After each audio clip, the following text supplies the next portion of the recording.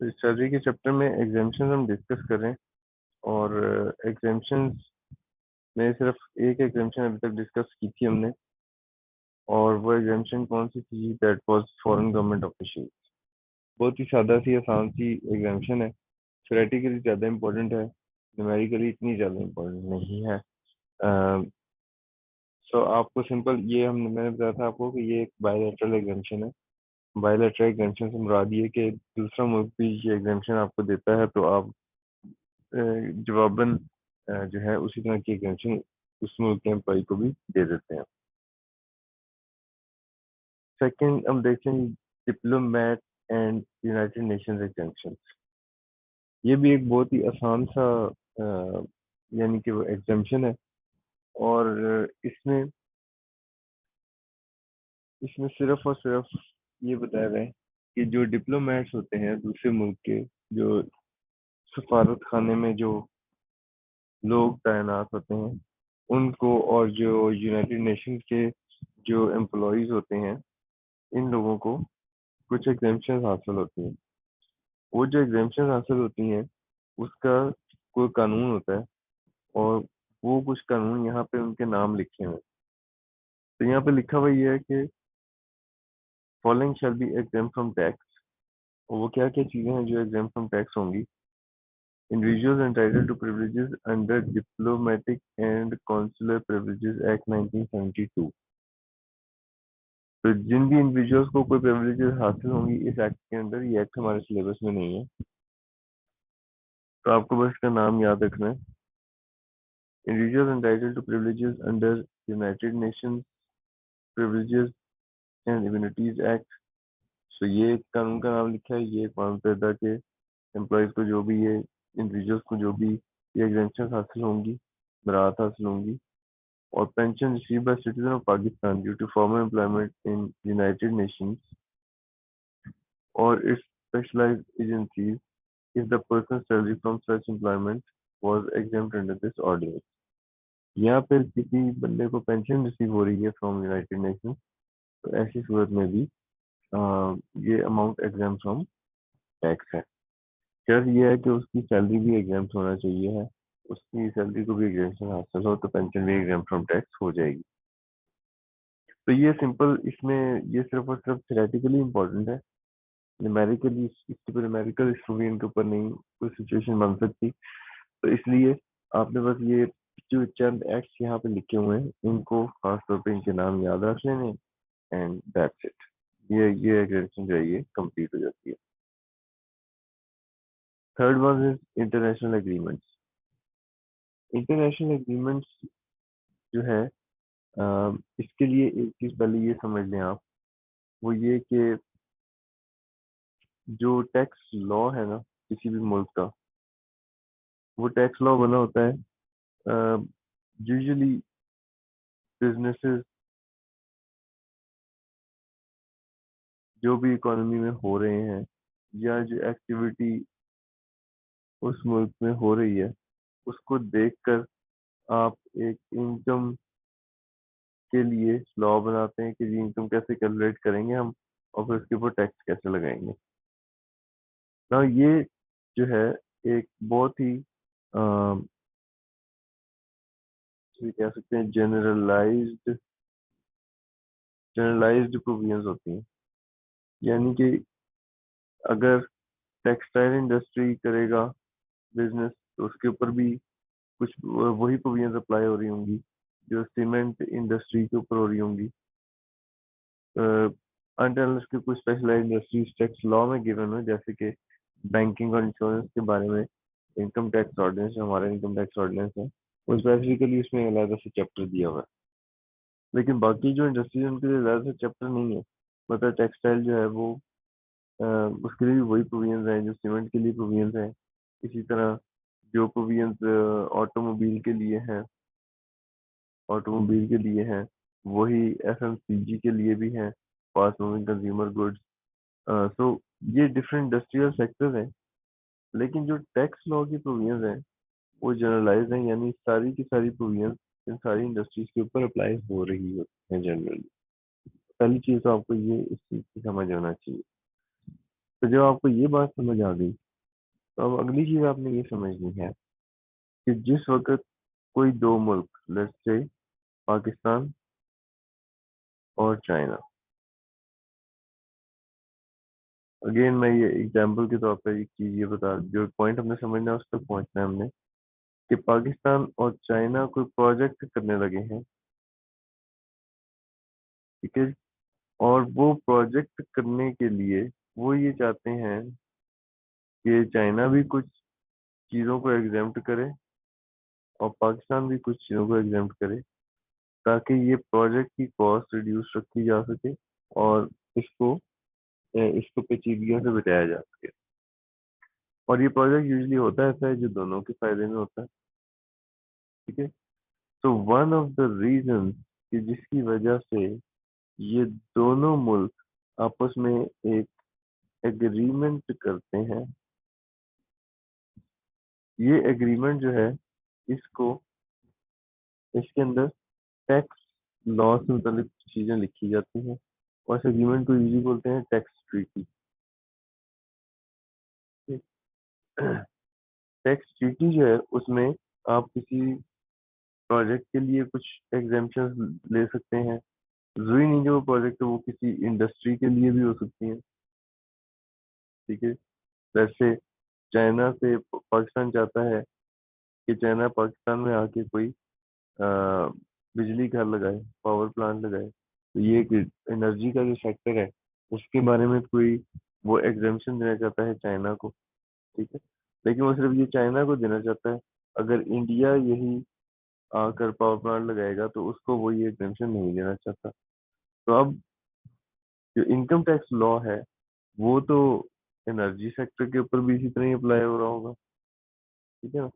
लेकिन सिर्फ चाइना को कुछ आई मीन प्रिविलेजेस देने के लिए, या उससे उसके साथ जो प्रोजेक्ट हो रहा है उसको कुछ एग्जाम्पशन देने के लिए हम चाइना के साथ एक एग्रीमेंट कर लेंगे जिसको बोला जाएगा टैक्स ट्रीटी, ठीक है। तो दो मुल्कों के दरमियान टैक्सेशन के मामलात के ऊपर जो मायदा किया जाता है, दैट मायदा इज कॉल्ड टैक्स ट्रीटी। हाँ, ये जो टैक्स ट्रीटी है, this is between country one and country two. इन दोनों कंट्रीज के अंदर इनका अपना टैक्स लॉ है जो जनरली किसी बिजनेस पे अप्लाई हो रहा है। इसी तरह यहाँ पर भी कोई टैक्स लॉ है जो किसी भी जनरली किसी बिजनेस के ऊपर अप्लाई हो रहा है। लेकिन ये दोनों कंट्रीज अगर आपस में कोई एग्रीमेंट कर लेते हैं कि हम फला फला बिजनेस को टैक्स नहीं करेंगे, तो वो एग्रीमेंट जो है उसका नाम क्या होगा, tax treaty. They will sign tax treaty कि हम फला चीजों को टैक्स नहीं करेंगे, ठीक है। अब वो ये जो टैक्स ट्रीटी जो आप साइन कर लेते हैं, तो इसके लिए हमेशा होता यह है कि टैक्स ट्रीटी का जो दर्जा है वो आपके मुल्क के टैक्स लॉ से ऊंचा होता है, ठीक है। और ये चीज उस मुल्क के टैक्स लॉ में भी लिखी होती है। अब यहाँ पर क्या बात हो रही है, एग्जाम्पशन अंडर इंटरनेशनल एग्रीमेंट, तो ये उसी की टैक्स ट्रीटी की बात हो रही है कि अगर आपने कोई exemption they the under the international agreement, तो फिर क्या होगा। तो इनकम टैक्स ऑर्डिनेंस ये बता रहा है, सबसे पहली चीज, if Pakistan is not permitted to tax an income under tax treaty, it will be exempt from tax. तो वो इनकम क्या हो जाएगी, एग्जाम्प्ट फ्रॉम टैक्स हो जाएगी। सिंपल सी बात है, जो भी मैंने आपको रीजन एक्सप्लेन किए, कि अगर आपने कुछ इनकम्स को एग्जाम फ्रॉम टैक्स करना है किसी खास मुल्क के साथ, तो उसके साथ एक एग्रीमेंट साइन कर लें टैक्स के मामलात पे। जिस एग्रीमेंट को हम कहेंगे ये कि ये टैक्स ट्रीटी साइन हो गया, और टैक्स ट्रीटी जो साइन हो गया उसमें जो इनकम बताई होगी वो एग्जाम फ्रॉम टैक्स होगी। सेकंड, इसमें बेसिकली तीन एरियाज हैं जिसको ये वाला सेक्शन सेक्शन 44 कवर करता है। तो सबसे पहले ये था जी टैक्स ट्रीटी का। Number second, salary received under an aid agreement is exempt from tax subject to following conditions. Now दो मुल्क हैं, सो कंट्री वन और कंट्री टू, और ये इसकी कुछ मदद करना चाहता है, ठीक है। फॉर एग्जांपल यूएसए हेल्प करना चाहता है पाकिस्तान की, तो वो उसको कुछ एड देगा। एड जो है वो आपने वापस नहीं करनी, मतलब इमदाद है ये। तो पाकिस्तान की कुछ मदद करना चाहता है, तो वो यहाँ पे कुछ प्रोजेक्ट चलाएगा। ये जो प्रोजेक्ट है, लेट्स से यूएस एड के नाम से लिखा दी कि हम यूएस एड का प्रोजेक्ट होगा पाकिस्तान में, और लेट्स से हम स्कूल्स बनाएंगे कुछ पसमानदा इलाकों में, या हम हॉस्पिटल्स बनाएंगे कुछ पसमानदा इलाकों में। ठीक है। नाउ अब बात ये हो रही है कि ये जो एड एग्रीमेंट होगा, इसमें ये किसी प्रोजेक्ट के थ्रू एग्जीक्यूट हो रहा होगा, यानी कि प्रोजेक्ट स्टार्ट किया जाएगा जिसमें ये स्कूल बन रहा होगा। उस प्रोजेक्ट में कुछ जो एम्प्लॉयज होंगे वो सैलरी ले रहे होंगे।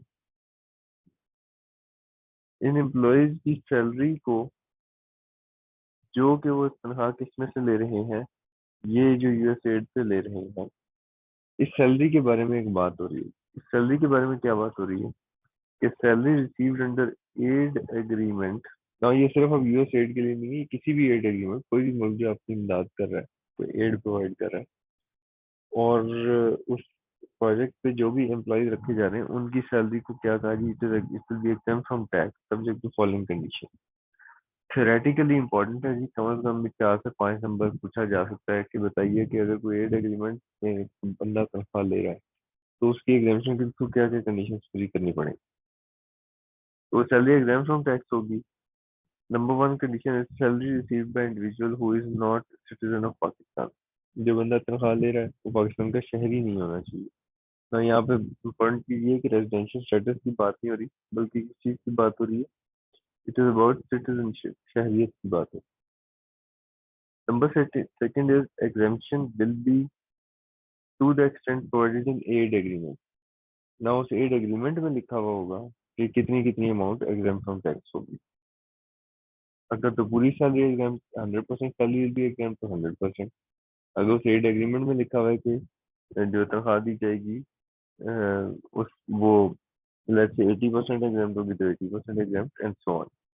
तो वो एड एग्रीमेंट ही बताएगा कि कितनी तनख्वाह एग्जाम फ्रॉम टैक्स होगी। Aid agreement is between federal government and foreign government. ये मैंने एब्रीविएट कर दिया इसको शॉर्ट करने के लिए। F G is federal government, वफाकी हुकूमत, और F R G is foreign government, यानी पाकिस्तान के बाहर किसी मुल्क की हुकूमत है, या फेडरल गवर्नमेंट और पब्लिक इंटरनेशनल ऑर्गेनाइजेशन, या फिर वफाकी हुकूमत और पब्लिक इंटरनेशनल ऑर्गेनाइजेशन जैसे कि अक़वाम मुत्तहिदा है या एशियन डेवलपमेंट बैंक है। ये पब्लिक इंटरनेशनल ऑर्गेनाइजेशन है।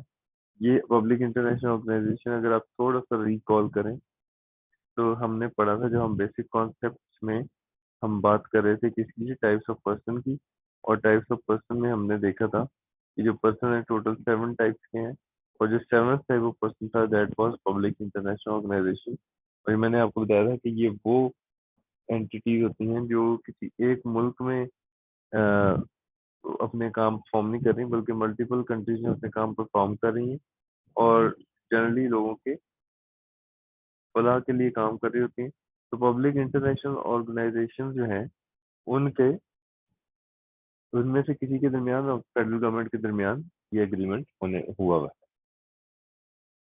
इंडिविजुअल इज नॉट रेजिडेंट और is resident solely for performance of service under aid agreement.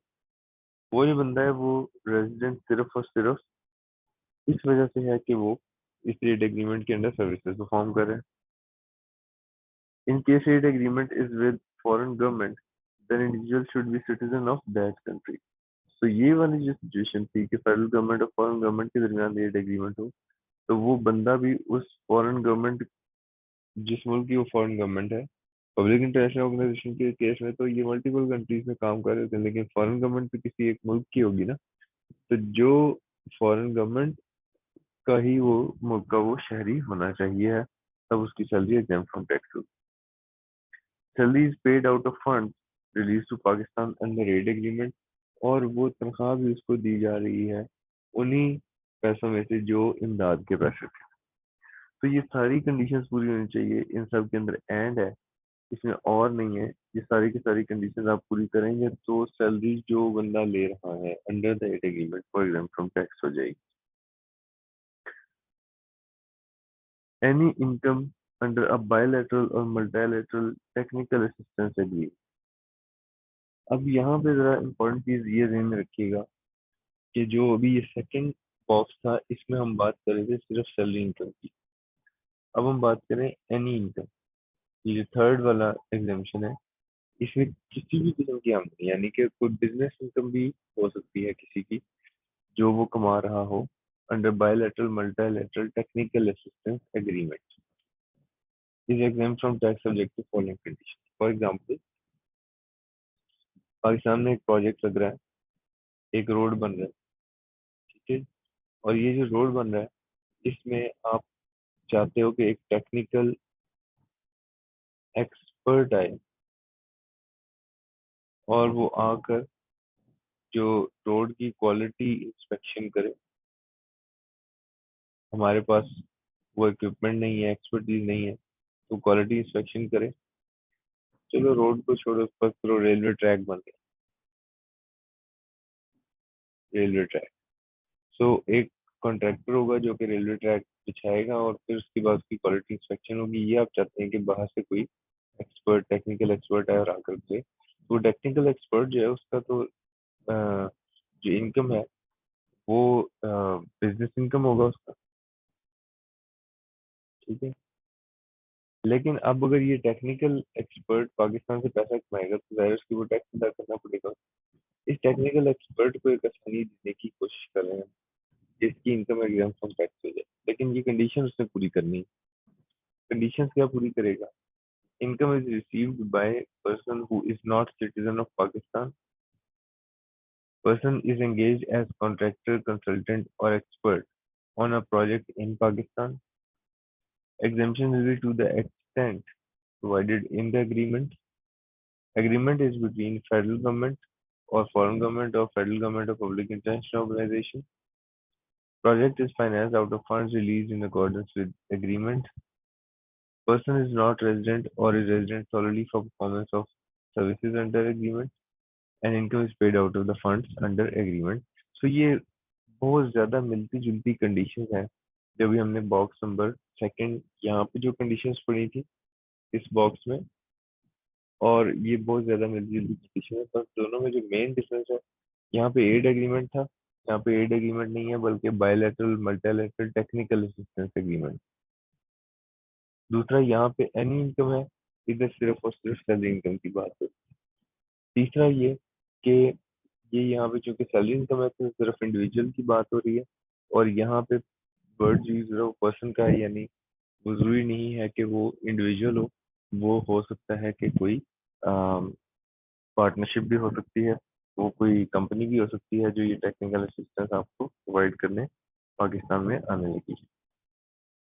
So this is second main exemption जो कि अभी हमने डिस्कस की। Third one is workers. यहाँ तक किसी का कोई सवाल है जी? और किसी का कोई क्वेश्चन है तो वो पूछ लें, अगर चैट में एक सेकंड देख लेता हूँ। तो अभी तक तो सवाल नहीं है, आप अनम्यूट करके भी पूछ सकते हो अपना सवाल। सर एग्रीमेंट में भी तो ये बताया जा सकता है कि एक असिस्टेंट,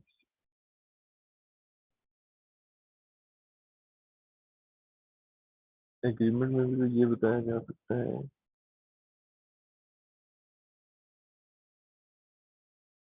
नहीं, मुझे अब्दुल वदूद आपका क्वेश्चन मुझे समझ नहीं आया। आपने लिखा हुआ है कि एग्रीमेंट में भी तो ये बताया जा सकता है कि एक असिस्टेंट रखनी, क्या मतलब?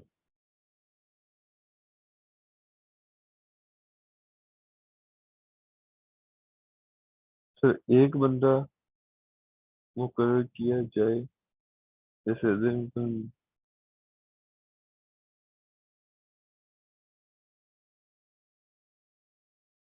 नहीं, एड एग्रीमेंट में तो जो आप लिख दोगे बस वो एग्जामेशन मिल जाएगी, ठीक है ना। आई थिंक आप ये सेकंड वाले के बारे में पूछ रहे हैं क्योंकि आपने यहाँ पे जो वर्ड यूज किया है वो एड एग्रीमेंट की बात की है शायद। तो आई थिंक ये आपका जो आपका क्वेश्चन है वो इसके ऊपर है कि एड एग्रीमेंट में जो जितने भी बंदे रखेंगे, उस बस ये एड एग्रीमेंट ही डिफाइन करेगा कि किस किस की सैलरी को एग्जाम्प्ट करना है, किस किस की सैलरी को नहीं करना। जिनकी भी सैलरी को एग्जाम्प्ट करना है वो उसी मुल्क के सिटीजन होने चाहिए जहाँ पे जिस मुल्क के साथ ये आपने एग्रीमेंट किया है, और बाकी जो भी कंडीशन सारी पूरी होनी चाहिए।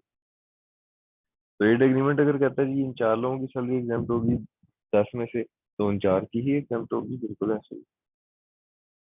तो ये अब एड एग्रीमेंट ही बताएगा। हाँ, एड एग्रीमेंट में सिर्फ और सिर्फ जो एग्जाम्पशन है वो सैलरी की इनकम की बारे में है।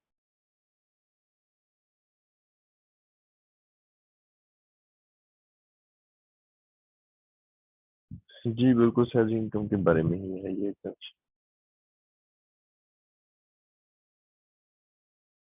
जी क्लियर हो गया अब्दुल वदूद? ठीक है, थैंक यू। अच्छा जी, आगे चलते हैं। Point number 4, workers without marginal cost to employer.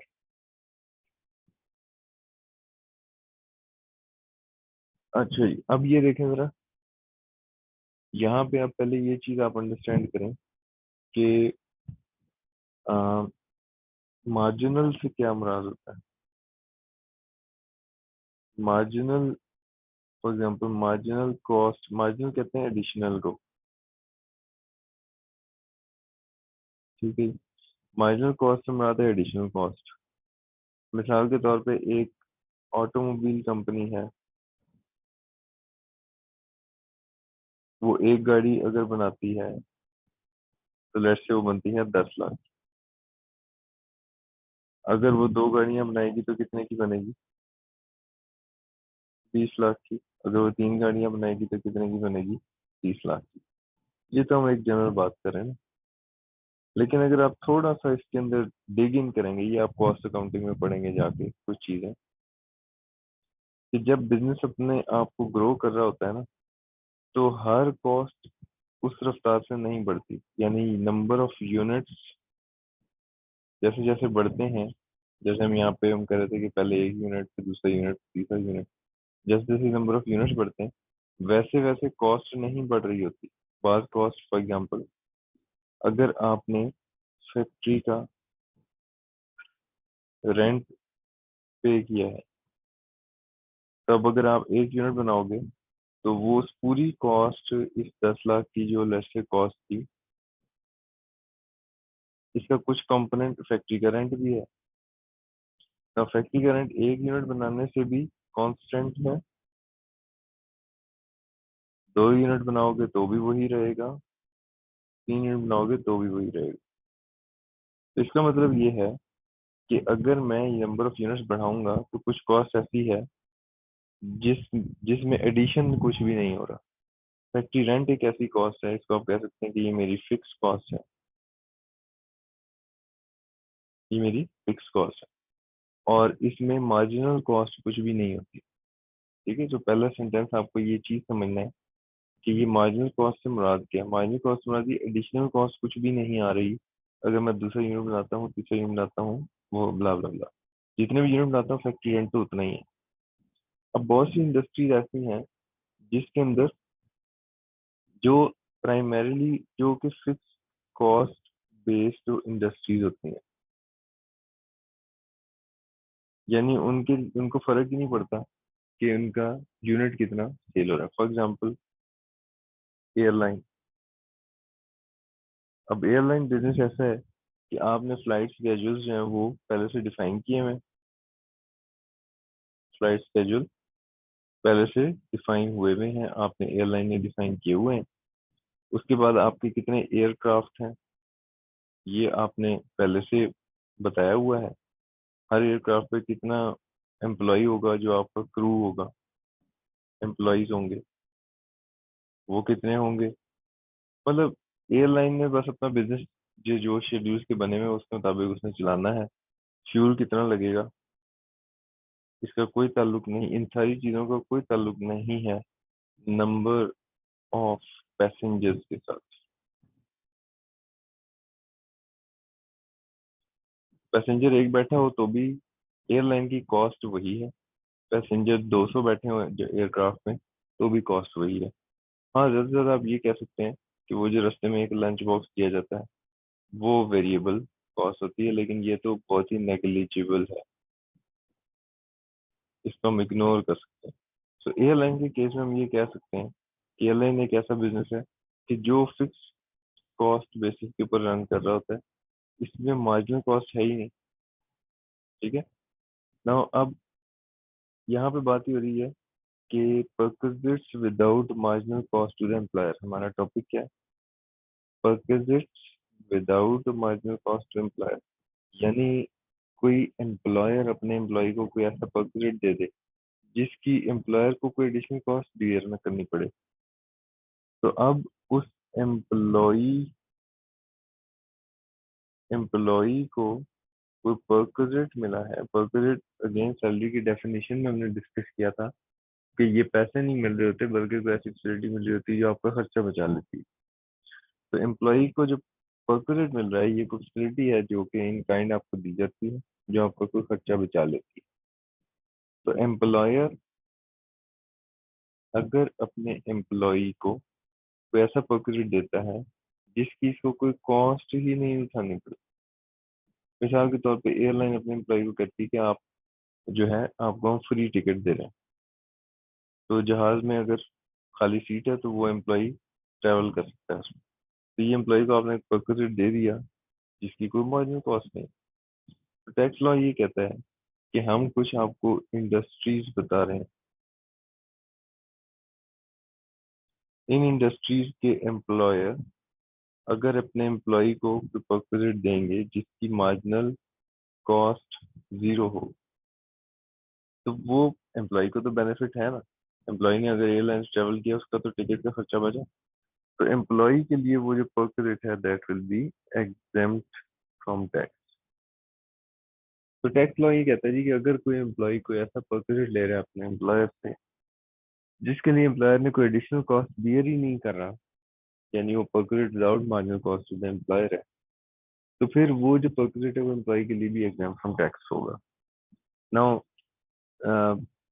अब इसमें एयरलाइन की जो मैंने आपको समझाने के लिए, क्योंकि वो समझ ज़्यादा इजीली आ जाता है, तो मैंने उस इंडस्ट्री की एग्जांपल दी थी। टैक्स लॉ में इंडस्ट्री बताई गई है कि कौन सी इंडस्ट्री ऐसी है और उसमें से कौन से परक्विजिट्स हैं जो मिलेंगे तो एग्जाम्प्ट होगी income employ. So hotel and restaurant, अगर वहां से फ्री और सब्सिडाइज्ड फूड मिलता है during duty hours, number one. Number second, education institution. अब एजुकेशन इंस्टीट्यूशन के केस में भी आपने टीचर अपॉइंट कर लिया, आपने बिल्डिंग रेंट पे ले ली, लेट्स से आप जो भी यूटिलिटीज है वो पे कर रहे हैं, तो एजुकेशन इंस्टीट्यूशन की तो कॉस्ट फिक्स ही है।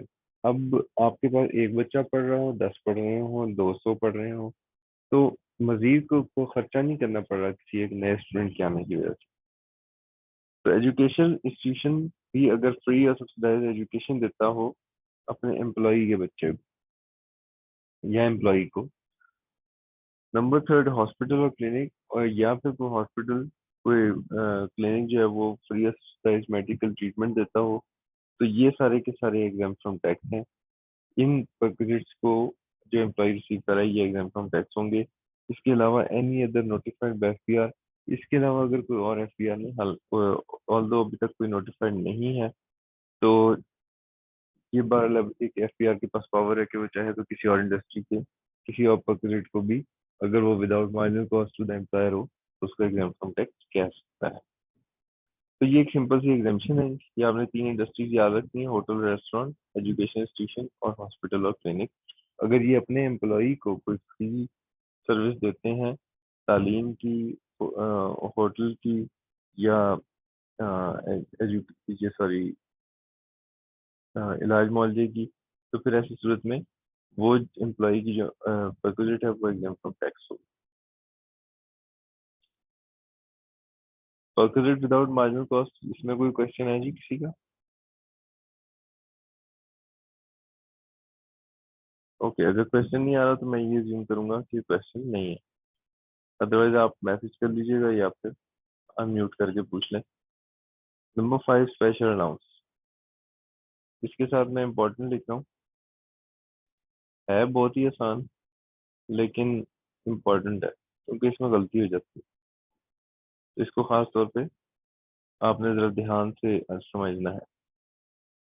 स्पेशल अलाउंस के केस में टैक्स लॉ ये कहता है कि any allowance other than conveyance and entertainment allowance, कोई भी ऐसा अलाउंस आपको मिल रहा है जो कि कन्वेंस और एंटरटेनमेंट के अलावा है,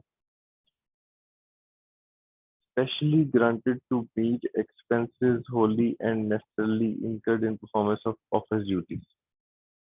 और वो अलाउंस आपको इसलिए दिया जा रहा है कि आप दफ्तर की कोई ड्यूटी का कोई काम परफॉर्म करने के लिए आपको कहा गया है। जैसे एम्प्लॉय को कहा जाए कि आप दफ्तर के किसी काम से शहर से बाहर चले जाएं, तो उसको एक अलाउंस दिया जाता है, that is called travelling allowance. ना ये स्टार्ट से ही हम बात करें कि अलाउंस का वर्ड जब भी इस्तेमाल होगा, इसका मतलब ये है कि जो भी एक्चुअल एक्सपेंस होने जा रहा है एम्प्लॉय का, उसका इस अलाउंस के साथ कोई ताल्लुक नहीं है। यानी एक्चुअल एक्सपेंस ज्यादा भी हो सकता है और एक्चुअल एक्सपेंस से कम भी हो सकता है। कंपनी या एम्प्लॉयर जो है वो अपनी पॉलिसी के हिसाब से आपको ट्रेवलिंग अलाउंस दे देगा। तो उसने पॉलिसी बनाई हुई है जी कि मेरा एम्प्लॉय अगर शहर से बाहर जाएगा तो मैं उसको लेट्स से ट्रेन का टिकट दूंगा। अब एम्प्लॉय का एक दोस्त जो है वो शहर से बाहर जा रहा था अपनी गाड़ी पे, तो उसने कहा यार मुझे भी साथ ले जा। तो उसने वो जो एम्प्लॉय था उसका जो एक्सपेंस था वो तो जीरो हो गया, लेकिन ट्रैवलिंग अलाउंस फिर भी उसको मिल गया। इसी तरह एक एम्प्लॉय जो उसने कहा कि नहीं मैं तो भाई ट्रेन पे सफर नहीं करता, मैं तो बाई एयर जाऊंगा। तो अब जो खर्चा था, जो एक्सपेंस था, एक्चुअल एक्सपेंस वो ज्यादा हो गया। जो एक्सपेंस ज्यादा हो गया वो फिर अगेन अब अलाउंस नहीं इंक्रीज होगा, अलाउंस ट्रैवलिंग अलाउंस जो फिक्स अमाउंट थी वही उसको मिलेगी। वो फिर उसको अपनी जेब से अदा करना है एम्प्लॉय। ना अगर कोई अलाउंस आपको मिले और वो सिर्फ इसलिए मिले कि आपको ऑफ दफ्तर का कोई काम कहा गया था, तो that allowance is exam from tax. तो वो जो ट्रैवलिंग अलाउंस जैसे आपको मिला या जो आप शहर से बाहर रहते हैं तो आपको खाने पीने का खर्चा मीट करने के लिए एक डेली अलाउंस भी दिया जाता है। तो डेली अलाउंस, ट्रैवलिंग अलाउंस, ये क्या है? एग्जाम फ्रॉम टैक्स है। ठीक है। कन्वेंस और एंटरटेनमेंट का खास तौर पर जिक्र इसलिए है क्योंकि ये दोनों अलाउंस कुछ इनकी नौयत आती है। कन्वेंस अलाउंस किस लिए दिया जाता है? दफ्तर आने के लिए।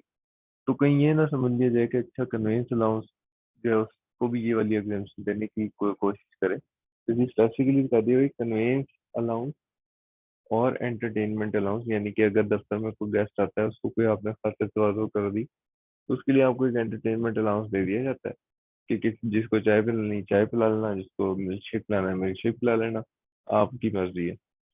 नहीं पिलाना तो बस बेशक उसको ऐसे ही भगा देना। तो ये एंटरटेनमेंट और कन्वेंस अलाउंस आपको दफ्तर का ही खर्चा मीट करने के लिए दिया जाता है, लेकिन इस अलाउंस को इस एग्जेम्पशन की प्रोविजन से बाहर रखा गया।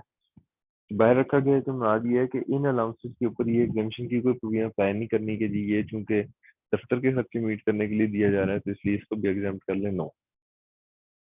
तो कन्वेंस और एंटरटेनमेंट एग्जाम नहीं है, इसके अलावा कोई भी अलाउंस आपको अगर मिले जिससे आपने दफ्तर का खर्चा मीट करना हो तो that allowance will be exam from tax. Now यहाँ पे एक इम्पॉर्टेंट क्लैरिफिकेशन ऐड की है, इसको खास तौर पे याद रखिएगा। तो ये जो ग्रे बॉक्स में चीज दिखी है वो ये। तो लॉ ये कहता है जी कि allowance solely expended in performance of employees duty does not include। अब ये जो नाम है ट्रैवलिंग अलाउंस या डेली अलाउंस, ये नाम ऐसे हैं कि अगर आपने एम्प्लॉय को अगर दे रहे हैं तो वो ज़ाहिर है पहली जो भी टैक्सेशन लॉ है उसकी नज़र में तो वो एग्जाम फ्रॉम टैक्स होगा। लेकिन अगर यही अलाउंस उसको हर महीने तनख्वाह में मिल रहा है, which is paid monthly in monthly salary on fixed basis और परसेंटेज ऑफ सैलरी, अगर वो महाना ले रहा है ट्रैवलिंग अलाउंस तो ट्रैवलिंग अलाउंस फिर एग्जाम्प्ट नहीं है। अगर उसको कब जब वो ट्रैवल करता है उसी महीने में मिला है तो उस सिर्फ उस मंथ में मिलता है जब वो ट्रैवल करता है, तो फिर वो exempt from tax. Allowance which is not wholly exclusively necessarily और actually spent on behalf of the employer, और इसी तरह एम्प्लॉयर का कोई खर्चा मीट करने के लिए वो अलाउंस नहीं मिला हुआ, बस एम्प्लॉय को मिला है वो अलाउंस। तो फिर ऐसी सूरत में वो ये जो एग्जाम्पशन है इस बॉक्स में अगर दाखिल हो रही है तो फिर वो एग्जाम्पशन एग्जाम्पशन नहीं रहेगी, बल्कि वही अलाउंस क्या हो जाएगा, टैक्सेबल हो जाएगा। यानी यही अलाउंस, ट्रैवलिंग अलाउंस, अगर आप एम्प्लॉय को देते हैं तनख्वाह में हर महीने, और उसको कहते हैं भी जिस भी महीने में तुम्हें कहूंगा तुमने 6 से 12 ट्रैवल करना है, उसके लिए मैंने आपको हर महीने ट्रैवल अलाउंस दे रहा हूँ, तो अब ये ट्रैवलिंग अलाउंस जो है ये एग्जाम नहीं होगा बल्कि टैक्सेबल हो जाएगा हर महीने जो तनख्वाह में। So this was special allowance. आगे जो एग्जामेशन है, workers participation fund, income of sea for allowance to person working outside Pakistan, ये बहुत ही आसान है। 6, 7, 8। सो मैं अभी सिर्फ और सिर्फ वर्कर्स पार्टिसिपेशन फंड के ऊपर बात करूंगा, उसके बाद हम क्लोज कर देंगे। बाकी जो तीन है वो इंशाल्लाह हम कल की क्लास में डिस्कस करेंगे। Workers participation fund, again fund का वर्ड यूज हो रहा है, अब आपको थोड़ा थोड़ा आइडिया हो गया होगा कि ये क्या बात होने जा रही है। ये होने ही जा रहा है कि एम्प्लॉयर कुछ पैसे अलहदा कर रहा है जी अपने एम्प्लॉय के लिए, ठीक है। और वर्कर पार्टिसिपेशन फंड एक बाकायदा कानून है पाकिस्तान में। वो कानून ये है कि आपके जो एम्प्लॉयज हैं, जब बिजनेस कोई प्रॉफिट कमाए तो उसमें उन बेचारे गरीबों का भी कुछ हिस्सा रखें, और वो जो गरीबों का आपने हिस्सा रखना है उसका एक नाम दे दिया, उसका नाम होता है जी वर्कर्स पार्टिसिपेशन फंड। तो ये कानून है जो कि किसी भी बिजनेस को अगर वो उसकी डोमेन में आता है तो उसने वो कानून अप्लाई करना है, यानी अपने एम्प्लॉय को अपने प्रॉफिट के अंदर हिस्सा देना है। तो amount received as worker out of workers participation fund, अगर वर्कर्स पार्टिसिपेशन फंड से किसी वर्कर को प्रॉफिट का हिस्सा मिलता है तो फिर वो वर्कर को जो अमाउंट मिल रही है that amount will be exempt from tax. तो गरीब आदमी है उसको ये अगर पार्ट पर बहुत थोड़ा अमाउंट मिल रहा है तो ये amount that will be exempt from tax जो उस वर्कर को दी जा रही है। तो these were some of the exemptions जो कि आपके सिलेबस में है। अब इसमें जो रह गई हैं दैट इज सैलरी, ये जो 7, 8 और 9, इसके ऊपर हम इंशाल्लाह नेक्स्ट क्लास में बात करेंगे। यहाँ तक किसी का कोई अगर सवाल है तो वो आप पूछ सकते हैं।